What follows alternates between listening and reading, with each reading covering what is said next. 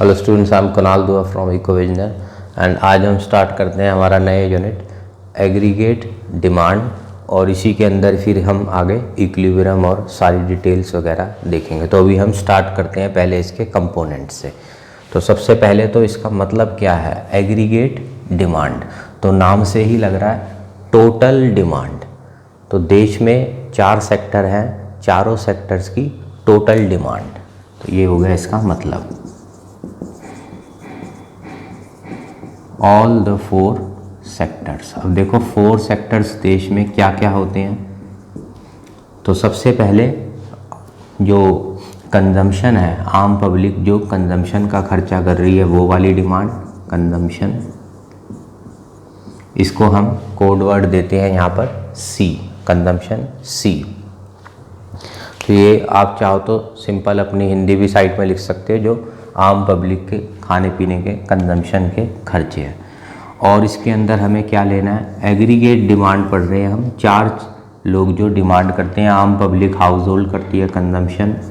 और दूसरा होता है इन्वेस्टमेंट, फर्म्स वगैरह करती हैं, इसे हम बोलते हैं आई। गवर्नमेंट करती है, इसे बोलते हैं हम जी, गवर्नमेंट एक्सपेंडिचर या गवर्नमेंट ने जितनी भी परचेजेस वगैरह करी। और चौथा होता है जो फॉरेनर्स हमसे सामान खरीदते हैं, नेट एक्सपोर्ट्स। तो वो भी खर्चा हो रहा है, डिमांड हमसे कर रहे हैं, नेट एक्सपोर्ट्स। नेट एक्सपोर्ट्स का फॉर्मूला होता है एक्सपोर्ट्स माइनस इंपोर्ट्स, जिसे हम बोलते हैं एक्स और इंपोर्ट को एम। तो सबसे पहले तो ये हो गया एग्रीगेट डिमांड में क्या क्या चीज़ें हमें स्टडी करनी है या क्या क्या इसके कंपोनेंट्स होते हैं।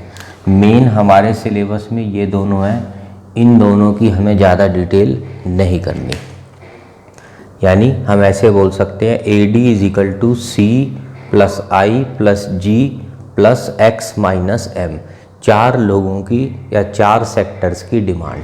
तो टोटल डिमांड आ गई, एग्रीगेट डिमांड या टोटल डिमांड। अब हम एक एक करके, ये हो गया आम पब्लिक की डिमांड, ये फर्म्स की, ये गवर्नमेंट की और ये फॉरेनर्स की। और माइनस इंपोर्ट्स इसलिए कर दिया क्योंकि हमने उनके देश से जो ख़रीदा है वो हमारी डिमांड नहीं है, वो हमने हटा दिया। तो ये आ गई हमारे देश की एग्रीगेट डिमांड। अब हम इस टॉपिक को पढ़ते हैं, पहले कंजम्पशन।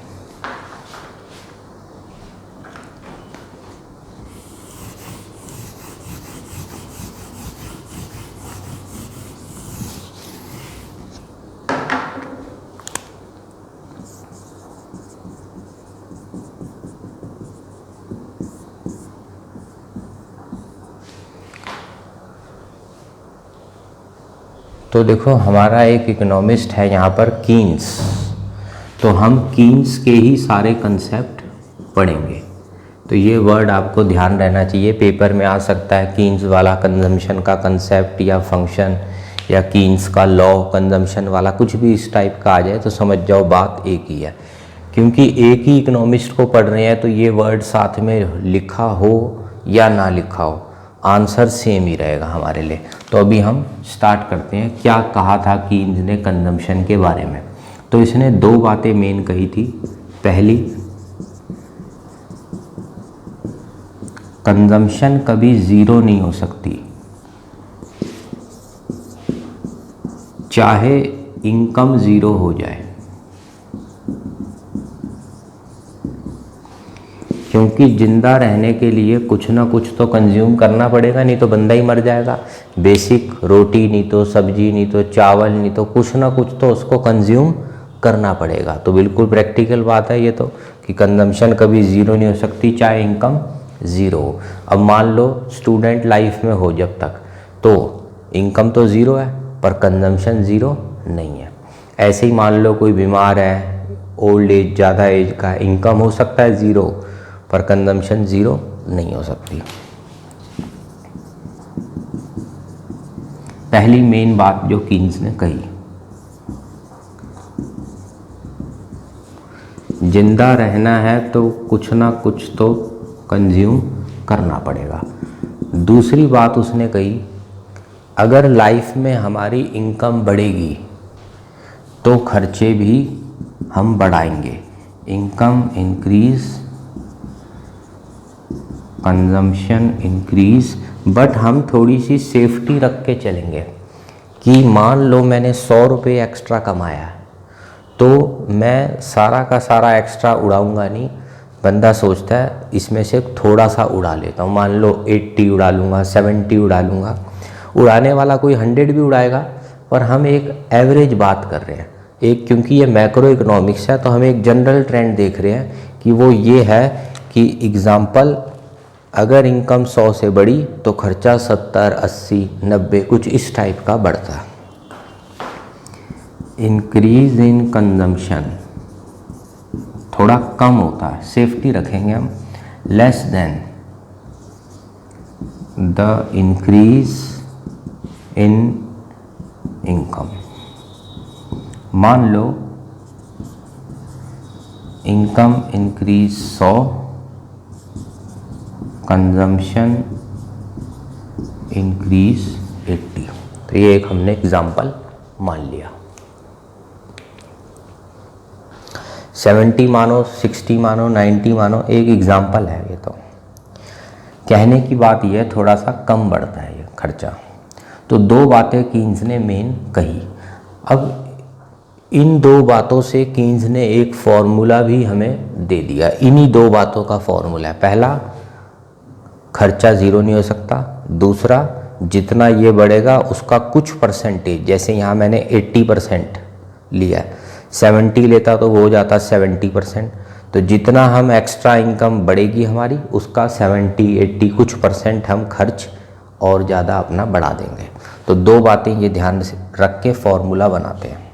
तो मान लो कि हम कंजम्पशन करते हैं 100, तो मिनिमम हमें ज़िंदा रहने के लिए चाहिए ही चाहिए।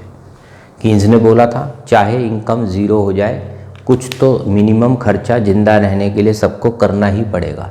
तो मान लो ये रोटी खाने का है, कोई चावल खाने का बोल सकता है, कुछ भी मान लो, मैं सिंपल बोल सकता हूँ, एक मिनिमम रोटी खानी है हमने, तो उसका खर्चा है हमारा 100 प्लस।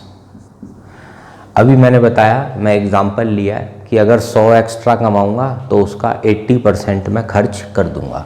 तो मान लो मैं इसको बोलता हूँ 80% ऑफ इनकम, ये मेरा फॉर्मूला है। 100 की तो रोटी खा ली मैंने, ये लिख सकते हो सिंपल लैंग्वेज भी चाहो तो लिख सकते हो, जिंदा रहने का रोटी खाने का मिनिमम खर्चा, ऐसे लिख लो। यहाँ रफ वर्क टाइप के लिए, पेपर में तो ऑफिशियल लैंग्वेज ही लिखनी होती है। 80% मतलब कितनी मेरी आदत है पैसा उड़ाने की, वो जो खर्च करता हूँ मैं एक्स्ट्रा पैसा, उसकी कितनी आदत है जो मैंने मानी है 80%। या इसको मैं ऐसे भी बोल सकता हूँ 80/100, 80/100, तो ये बन गया 0.8 टाइम्स ऑफ इनकम, ऐसे भी बोल सकते हैं।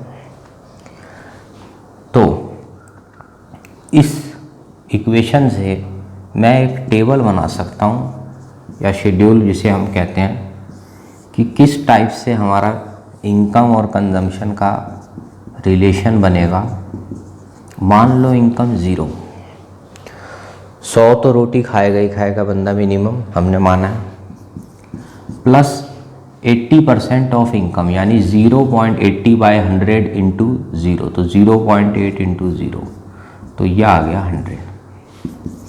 अगला 100 तो मिनिमम खा ही लिया उसने, प्लस 80% 0.8 इंटू इनकम है इस वक्त 100, तो ये हो गया 80 और ये 180, 200।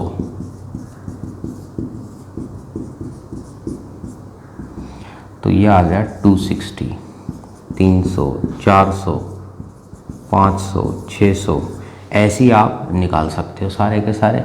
तो मान लो ये मैंने निकाल रखा है 340, 420, 500, 580।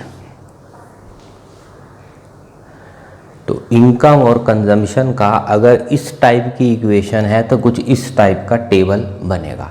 अब जो बात मैंने आज स्टार्टिंग में बोली थी कीन्स की, वो दोनों बातें इस टेबल में दिख रही हैं। पहली बात, कंजम्पशन कभी ज़ीरो नहीं होगा। देखो ज़ीरो हो ही नहीं सकता, क्योंकि 100 तो मिनिमम है ही है, चाहे इनकम हो या ना हो, 100 तो मिनिमम है। प्लस अगर इनकम बढ़ेगी तो हम सारी 100% नहीं उड़ाएंगे, थोड़ी कम उड़ाएंगे। तो मैंने मान लिया 80, आप 70 भी मान सकते हो। तो मैंने 80% यानी 80/100 यानी 0.8 टाइम्स इनकम। तो निकाल लिया हर बार 0.8 into income, 0.8 into income. Keynes की बात हमें दिख रही है, चेक करो यहाँ पर, कहीं पे भी चेक करो। इनकम बढ़ी 100 इस टेबल में, खर्चे चेक करो 100 से 180, 80, फिर 80, फिर 80, 80 से बढ़ रहे हैं।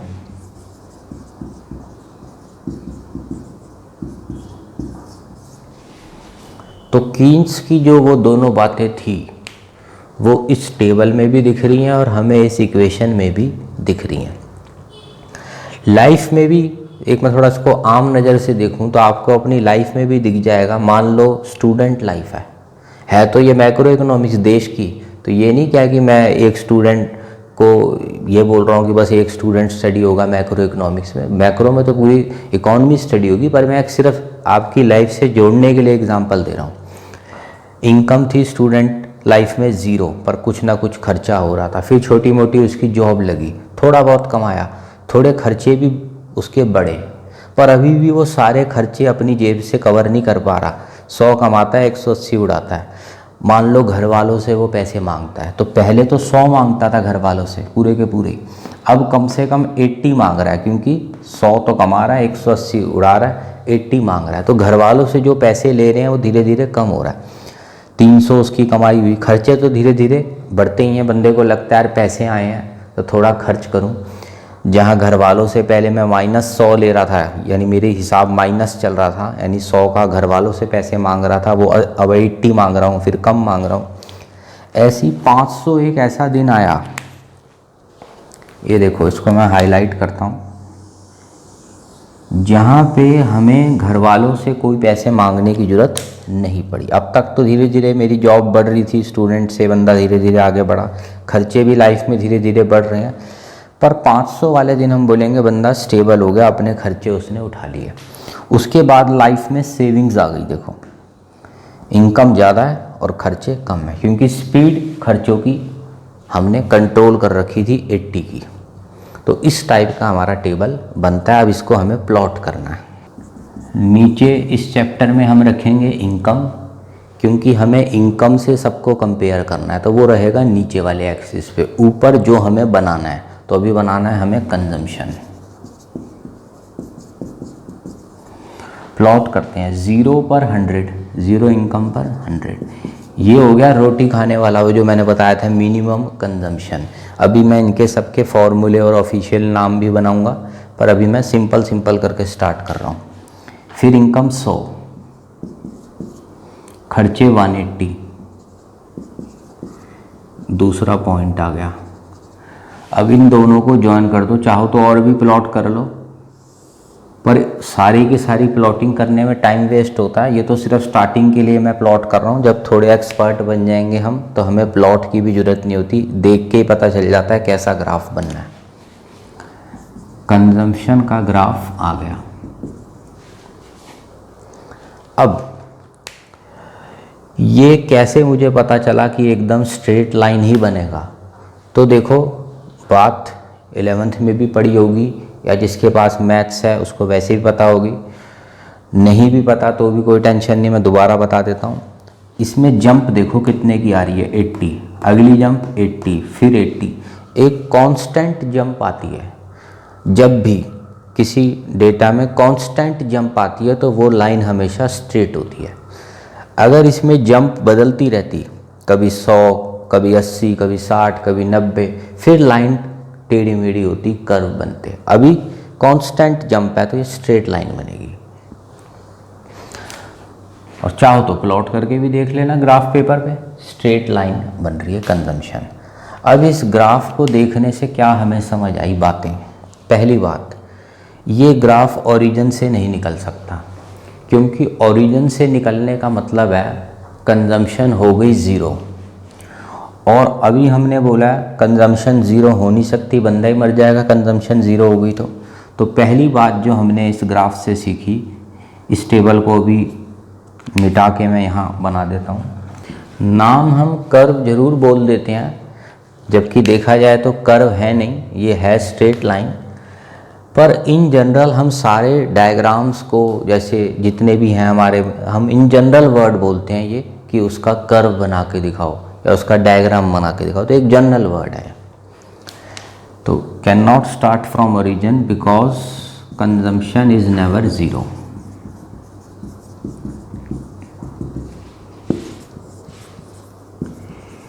ये स्टार्ट होगा from minimum consumption, minimum consumption, जिसका ऑफिशियल नाम इकोनॉमिक्स में हम यूज़ करते हैं ऑटोनॉमस कंजम्पशन। आप इसको सिंपल हिंदी भी लिख सकते हो, जिंदा रहने के लिए मिनिमम खर्चा, रोटी खाने का मिनिमम खर्चा, जिसे हम इकोनॉमिक्स में बोलते हैं ऑटोनॉमस कंजम्पशन। तो ये वर्ड असल में जो 100 है, इसको इकोनॉमिक्स में हम 100 तो मैंने एग्जांपल माना है,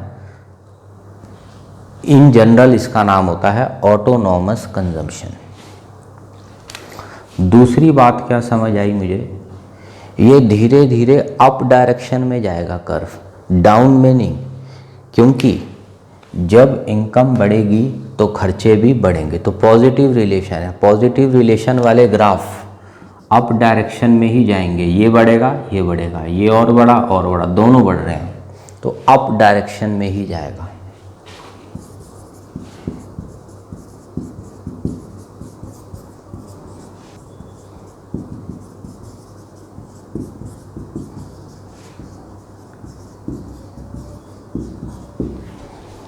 इनकम बढ़ी, खर्चे बढ़े, अप डायरेक्शन। अब कंजम्पशन का डायग्राम तो हो गया, आगे बढ़ते हैं। थोड़ा सा इसके ऑफिशियल जो इक्वेशन है वो कैसे लिखनी है, जैसे यहाँ मैंने ऑटोनॉमस कंजम्पशन वर्ड लिखा है, ऐसी और भी कुछ डिटेल्स होती हैं, वो देखते हैं। हमने फॉर्मूला पढ़ा था C = 100 + 80% ऑफ इनकम, जिसे मैंने बोला था 100 + 80/100 यानी 0.8 ऑफ इनकम। अब क्या है, कोई ये 100 लेगा, कोई 50 लेगा, कोई 70 ले, तो कीन्स ने कहा इसको एक जनरल नाम दे देता हूँ मैं, जिंदा रहने वाला मिनिमम खर्चा। ये तो मैंने अपनी हिंदी सिंपल बोल दी, उसने बोला इसको नाम दे दो ऑटोनॉमस कंजम्पशन, जो मैंने अभी पीछे पेज पे लिखा भी था वहाँ बोर्ड पे। तो उसने इस 100 को नाम दिया ऑटोनॉमस कंजम्पशन। सिंपल हिंदी भी साथ साथ मैं इसकी बोलता जा रहा हूँ, वो भी लिखते रहो, जिंदा रहने के लिए मिनिमम खर्चा इज़ ऑटोनॉमस कंजम्पशन। और उसने कहा इसको कोड भी दे देते हैं, जैसे C तो हो गया टोटल कंजम्पशन, इसको उसने नाम दिया छोटा c और ऊपर एक लाइन लगा दी जिसे बोलते हैं हम C बार। C बार मैथ्स वालों को पता है, ये छोटी लाइन लग जाती है C बार। और 0.8 को, किसी का ये 70% हो गया मतलब 0.7, किसी का 60% 0.6, तो इन जनरल उसने नाम दिया इसको 0.8 को। 100 को तो इन जनरल हमने बोल दिया ऑटोनॉमस कंजम्पशन। 0.8 जो लिखा है इसको उसने नाम दिया marginal propensity to consume. Marginal मतलब हो गया एक्स्ट्रा एडिशन, प्रोपेंसिटी को सिंपल लैंग्वेज में आप प्रोपेंसिटी टू कंज्यूम को आप लिख सकते हो खर्च करने की आदत। तो एक्स्ट्रा खर्चना, खर्च करने की आदत, एक सिंपल आपके लिए इसका मैंने वर्ड बना दिया मार्जिनल प्रोपेंसिटी टू कंज्यूम, यानी मार्जिनल मतलब एक्स्ट्रा, प्रोपेंसिटी टू कंज्यूम यानी खर्च करने की जो हमारी टेंडेंसी है, आदत है। तो डिटेल अभी आएगी मार्जिनल प्रोपेंसिटी टू कंज्यूम के आने वाले कुछ टॉपिक्स के बाद। अभी के लिए मैं इसकी सिंपल हिंदी ये लिखा रहा हूँ एक्स्ट्रा खर्च करने की हमारी आदत, वो मानिए हमने 80% या इसे बोलते हैं 0.8 इस एग्जाम्पल में। और उसने ये कहा, ये भी बहुत बड़ा वर्ड हो जाएगा, मार्जिनल प्रोपेंसिटी टू कंज्यूम, तो इसको उसने नाम दे दिया बी। वे छोटे छोटे नाम वो रखता गया, ये कंजम्पशन, छोटा बी उसने रख दिया ये इस आदत को, और उसने कहा इनकम को भी थोड़ा शॉर्ट कर देते हैं, इनकम का कोड उसने रख दिया वाई। इनकम, ये इंटरनेशनल कोड्स हैं क्योंकि कीन्स ने बनाए हैं, तो जहाँ भी इसकी यूज़ हो रही हैं बुक्स तो वो यही वर्ड्स आपको मिलेंगे। और सीबीएसई भी यही वर्ड्स यूज़ करता है, तो पेपर में ये वर्ड्स आ सकते हैं। यानी पेपर में लिखा हुआ है सी, तो आपको समझ जाना है वो टोटल कंजम्पशन है।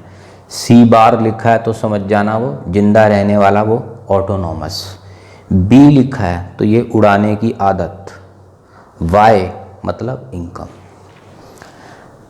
तो इस इक्वेशन को कोड वर्ड्स में कीन्स के हिसाब से कैसे लिखेंगे अब वो देखते हैं। ये होता है सी बार, ये हो गया बी और ये हो गया वाई। तो सी इज इक्वल टू, इसका रखा उसने नाम सी बार, इस आदत का परसेंटेज का नाम शॉर्ट में बी और इनकम का वाई। तो बड़ी शॉर्ट इक्वेशन बना दी कीन्स ने। Consumption is equal to, simple Hindi लिखते रहना, रोटी खाने का मिनिमम खर्चा प्लस 80% ऑफ इनकम उड़ा दो। एग्जाम्पल कोड में C is equal to C bar plus B और ये y। C is equal to C bar plus B Y. कितना खर्चा करना है, रोटी खानी है प्लस 80% ऑफ इनकम उड़ाना है। आम लैंग्वेज में इसे ऐसे बोलते हैं। यानी कि अगर अब मैं डायग्राम बनाऊं कंजम्पशन,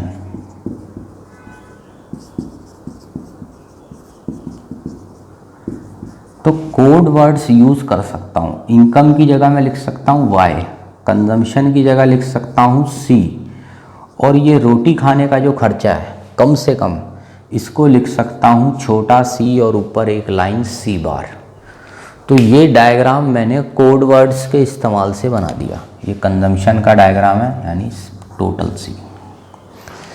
कंजम्पशन जहाँ से स्टार्ट होता है वो होता है रोटी खाने का मिनिमम खर्चा, जिसको उसने कोड दिया था सी बार।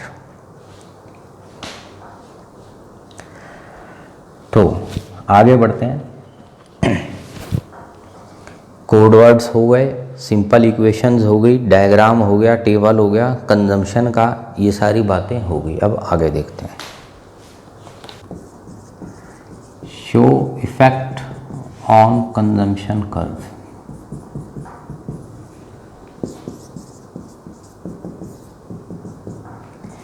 सी bar increase, B increase. Paper में ऐसे वर्ड्स आ सकते हैं, तो ये ऑफिशियल शॉर्टकट्स या कोड नेम है, आपको पता होने चाहिए। तो अभी तक हमारा टेबल कैसा था, पहले मैं ओरिजिनल पोजीशन दिखाता हूँ।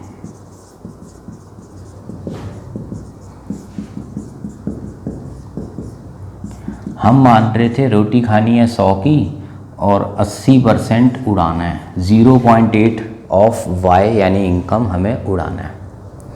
ये पिछले पेज वाला ही जो मैंने समझाया है लास्ट, वही है। अभी मैंने ओरिजिनल लिखा। तो कैसा टेबल बना,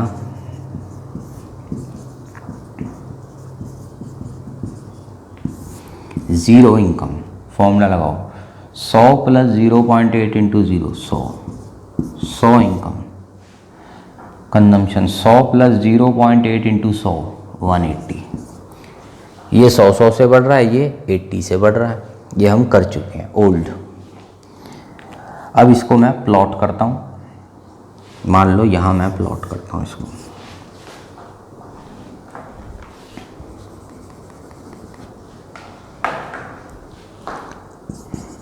कंजम्पशन इनकम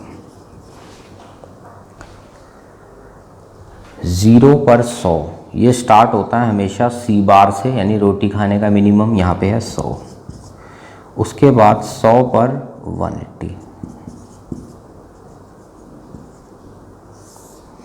ये आ गया कंजम्पशन। पर ये है पुराना या ओरिजिनल। अब हम बनाएंगे न्यू। क्वेश्चन ने बोला है सी बार बढ़ा दो, न्यू। मैं कलर चेंज करके न्यू बना लेता हूँ। C is equal to, C बार बढ़ाना है, पहले 100 था 200 मान लेते हैं, बाकी कुछ नहीं बढ़ाना।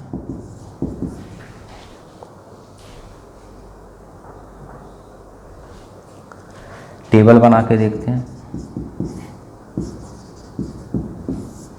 जीरो इनकम, फॉर्मूला लगाओ 200 प्लस 0.8 इंटू 0, 200। अब रोटी खाने का मिनिमम खर्चा 200 हो गया, इनकम 100, 200 प्लस 80, 280।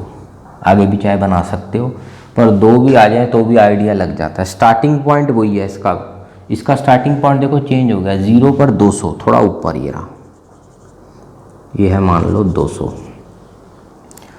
100 पर 280 मान लो कहीं यहाँ आ रहा है, 100 पर 280। ये पैरेलल ही बनेंगे। पैरेलल इसलिए बनेंगे क्योंकि ये कर्व भी 80-80 से जंप लगाएगा, 80-80-80, और बाद वाला भी 80-80 से ही बढ़ रहा है। तो दोनों में जो जंप आ रही है वो कांस्टेंट आ रही है, इसलिए वो पैरेलल बनेंगे। तो ये जो बनेगा इस टाइप का बनेगा, new consumption curve, new consumption. ठीक है, शॉर्ट में लिख दिया, पूरा लिख लेना, जगह वहाँ कम है। ग्रीन कलर से बन गया न्यू कंजम्पशन, ये इसके पैरेलल ही बन रहा है। इसको मैं ऐसे भी समझा सकता हूँ, एक कार 80 की स्पीड से भाग रही है, 80 की स्पीड से, एक और कार है वो भी 80 की स्पीड से भाग रही है, तो दोनों के बीच में जो गैप है वो सेम रहेगा, क्योंकि दोनों की बढ़ने की स्पीड 80 है।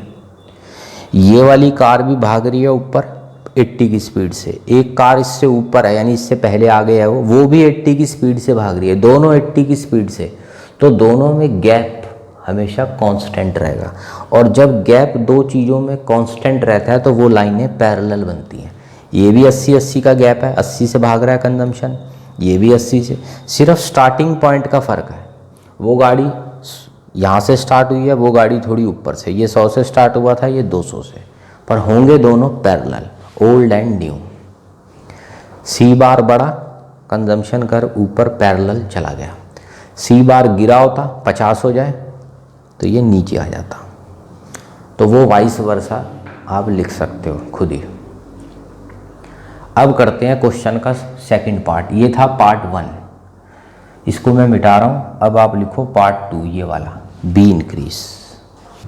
Be increase second case, original situation तो वही है, 0 पर 100, 100 पर 180। ब्लैक कलर से मैंने ओरिजिनल पोजीशन को चेंज नहीं करना, वो वही रखी है मैंने, ताकि हमें फ़र्क पता चले ये क्या फ़र्क हो रहा है। बी इंक्रीज, पहले बी था 0.8। बी की सिंपल हिंदी होती है एक्स्ट्रा पैसा उड़ाने की हमारी जो आदत है। पहले हम 80% यानी 0.8 टाइम्स उड़ाते थे इनकम। अब इसको आदत को बढ़ाना है, मान लो 90% कर दो, तो न्यू सी। अब इसको मत चेंज करना, सिर्फ जिसको बोले उसको बदलना है। इसको बदलने के लिए बोला जाए तो बस इसको बदलना, इसको बदलने के लिए बोले तो बस इसको बदलना। तो अभी उसने सिर्फ बी को बढ़ाना है। मान लो 90% अब हम खर्च करेंगे, रोटी खाने वाला खर्चा 100 सेम ही है, उड़ाने की आदत बढ़ा दी है 80%, 80/100 ये आ गया। 80% तो पुराना था, नया है 90%, तो 0.9 आ गया, यानी 0.9 ऑफ y। टेबल बना के चेक करते हैं।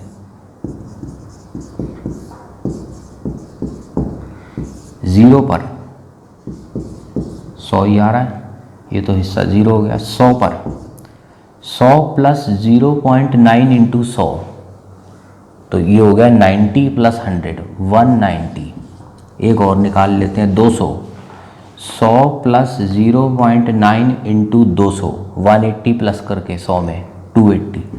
अब की बार ये 90 से बढ़ रहा है क्योंकि हमने खर्चने की आदत 90 कर दी है, 90%। यानी अगर इनकम 100 से बढ़ेगी तो मैं 90 उड़ाऊँगा, उसमें से सारा 90 से बढ़ेगा। अब इसका डायग्राम चेक करते हैं। स्टार्टिंग पॉइंट सेम है, 0 पे 100, 100 पे 190, थोड़ा सा इससे ऊपर है, ये यहाँ मैच हो रहा है। अगला 200 पे और ऊपर है, ये ऐसा कर्व बनेगा, न्यू कंजम्पशन। ये पॉइंट हो गया 190। अब देखो इसको कार से समझो आप, दोनों गाड़ियां इस स्टार्ट हुई 100 से, स्टार्टिंग पॉइंट दोनों कार्स का सेम है। ये वाली कार भाग रही है 80 की स्पीड, ये वाली कार भाग रही है 90 की स्पीड। अब आप सोचो, इकोनॉमिक्स चाहे मुझे नहीं भी आती, ऐसे ही सोच लो, दो गाड़ियाँ एक साथ स्टार्ट हुई 100 मीटर पे मान लो स्टार्ट हुई। अब ये भाग रहा है 80 की स्पीड, ये भाग रहा है 90 की स्पीड, तो धीरे धीरे इनमें गैप बढ़ता जाएगा, ये आगे भाग जाएगा क्योंकि इसकी स्पीड 90 की है। वही इस ग्राफ में हो रहा है, ये गाड़ी भी चढ़ रही है ऊपर पर 80 की स्पीड, ये 90 की स्पीड, तो गैप धीरे धीरे बढ़ता जा रहा है। यानी कि इसको हम ऐसे भी देख सकते हैं, जैसे ही बी बढ़ा, गाड़ी की भागने की स्पीड बढ़ गई। और अगर मान लो ये एक पहाड़ है, ये ऐसा पहाड़ है, ये ऐसा पहाड़ है, तो पहाड़ की स्लोप बढ़ गई क्योंकि स्पीड से भाग रहा है। तो slope of this consumption curve has now increased, ऐसे हो गया है। पैरेलल शिफ्ट नहीं हुआ क्योंकि स्टार्टिंग पॉइंट जो होता है रोटी खाने का मिनिमम खर्चा C बार, वो सेम है इसमें दोनों में, सिर्फ B बढ़ाया है, उससे स्पीड बढ़ गई। तो यही आपको बस चेंज दिखाना है। पिछली बार पैरेलल शिफ्ट, अब की बार गैप बढ़ता जाएगा, उसकी जो स्लोप है वो ऐसे हो गई नए वाले की ऊपर क्योंकि स्पीड से भाग रहा है। अब इसका वाइस वर्सा आप ओरल कर सकते हो, लिखना चाहो लिख सकते हो। बी गिर गया, गाड़ी की स्पीड पहले 80 से भाग रही थी, अब मान लो 70 कर दिया, 0.7, तो ये 70 से बढ़ेगा, तो ये ऐसे बन जाएगा, थोड़ा सा इससे नीचे, अब नीचे का गैप बढ़ता जाएगा ऐसे। तो ये हो गए हमारे कुछ केसेस। आगे बढ़ते हैं।